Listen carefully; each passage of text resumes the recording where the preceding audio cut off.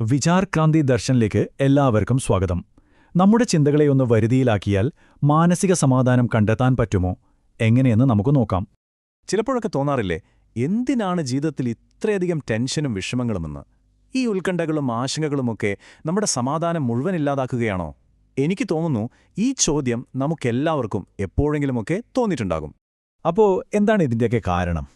നമ്മൾ വിചാരിക്കും ചിന്തിച്ച് പ്രശ്നങ്ങൾക്ക് പരിഹാരം കാണാമെന്ന്. പക്ഷേ പലപ്പോഴും സംഭവിക്കുന്നത് എന്താണെന്നോ, ആ ചിന്തകൾ തന്നെയാണ് ഏറ്റവും വലിയ പ്രശ്നമായി മാറുന്നത്. അതാണ് നമ്മൾ ആദ്യം മനസ്സിലാക്കേണ്ടത്. ഓക്കെ, അപ്പോൾ നമുക്ക് ആദ്യത്തെ ഒരു പ്രധാനപ്പെട്ട ആശയത്തിലേക്ക് കടക്കാം. നമ്മുടെ ഈ ആശങ്കകളെ വളരെ ശക്തമായ ഒരു രൂപകം ഉപയോഗിച്ചാണ് ഇവിടെ വിശദീകരിക്കുന്നത്. കേൾക്കുമ്പോൾ തന്നെ നമുക്ക് അതിൻ്റെ ആഴം മനസ്സിലാകും. ഇവിടെ നോക്കൂ, ചിന്ത കേൾക്കാൻ ഏകദേശം ഒരുപോലെയല്ലേ? പക്ഷേ രണ്ടും തമ്മിൽ ആഴത്തിലുള്ളൊരു വ്യത്യാസമുണ്ട്. ഈ വ്യത്യാസം മനസ്സിലാക്കിയാൽ അടുത്തതായി നമ്മൾ കേൾക്കാൻ പോകുന്ന ആ വലിയ ആശയം നമുക്ക് പെട്ടെന്ന് പിടികിട്ടും. ഇതാണ് ആചാര്യജി പറയുന്നത്.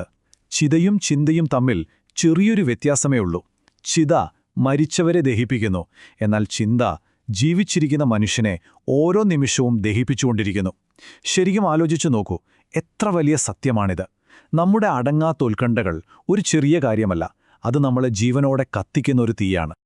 അപ്പോൾ ഈ ചിന്തയുടെ തീയിൽ നിന്ന് എങ്ങനെ രക്ഷപ്പെടാം? അതിനുള്ള വഴി എന്താണ്? നമുക്ക് അടുത്ത ഭാഗത്തേക്ക് പോകാം. നിങ്ങൾ വിചാരിക്കുന്നതിലും എത്രയോ സിമ്പിളാണ് ഇതിന്റെ പരിഹാരം. ആർക്കും ചെയ്യാൻ പറ്റുന്നൊരു കാര്യം. ഇവിടെയാണ് ഏറ്റവും പ്രധാനപ്പെട്ട കാര്യം വരുന്നത്. മാനസിക സമ്മർദ്ദത്തിൽ നിന്ന് രക്ഷപ്പെടാനുള്ള ഏറ്റവും എളുപ്പമുള്ള വഴി എന്താണെന്നോ? വർത്തമാനകാലത്തിൽ ജീവിക്കുക.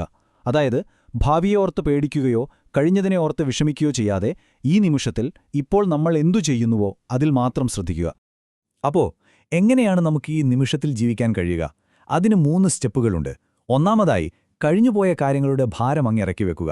രണ്ടാമതായി, ഭാവിയെക്കുറിച്ചോർത്ത് വേവലാതിപ്പെടുന്നത് നിർത്തുക. പിന്നെ ഏറ്റവും പ്രധാനമായി, നമ്മുടെ മുഴുവൻ ഊർജ്ജവും ഇന്നത്തെ കാര്യങ്ങൾ ചെയ്യാൻ വേണ്ടി മാത്രം ഉപയോഗിക്കുക. ഇത്രയുള്ളൂ. ശരി, അപ്പോൾ നമ്മൾ ഈ നിമിഷത്തിൽ ജീവിക്കാൻ പഠിച്ചു. ഇനി അടുത്ത ചോദ്യം വരും.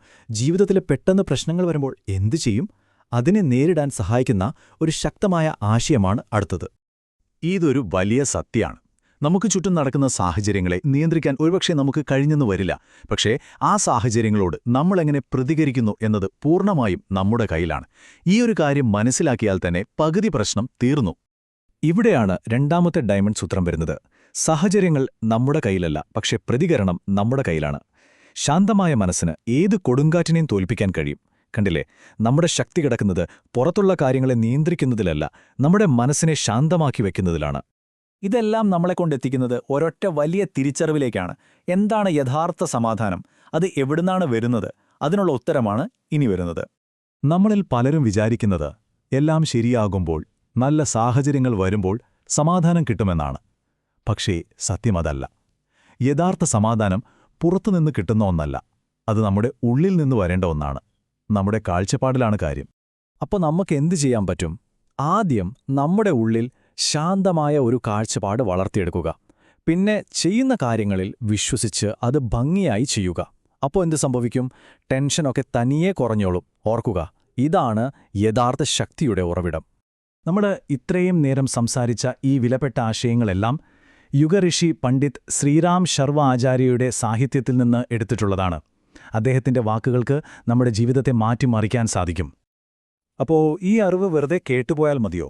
പോരാ, ഇത് നമ്മുടെ ജീവിതത്തിൽ പ്രാവർത്തികമാക്കണം.